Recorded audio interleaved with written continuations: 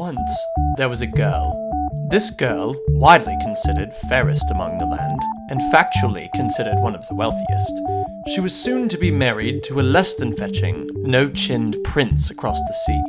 This was to be a political marriage, the sort that always ends up being a success. The issue was, she did not want to be married. In fact, she wasn't even sure if she was into dudes and chaps of the like.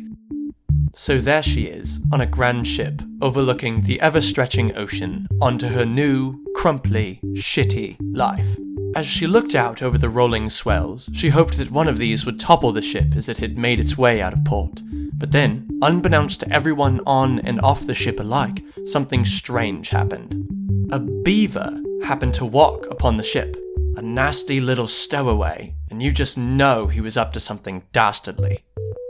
3 long, ship-filled, windy, wavy weeks passed, and the beaver lay silent, watching and waiting. The girl, getting ever more nervous of their arrival, began to wish even more that the ship would sink.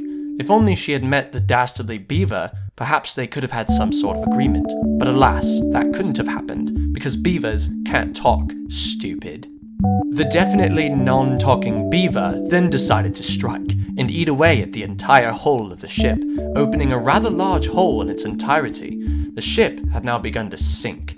The Great Beaver War had started, and Chompa's suicide mission had been complete. He stood on the bow, paw to brow, and saluted towards the land in the direction of his beaver brothers. The girl had been the only one to find a life raft, for all the other blokes on the ship were too prim and proper to know how to fetch a dinghy themselves. The ship sank, and 327 men and women died. Oh, and also one beaver. The girl, however, survived. She spent the rest of her days on that life raft, but let me tell you, it's not out of hardship. When she was hungry, she fished. And she also made a cheeky little contraption to distill water. And there she rested in pure bliss for the rest of her days.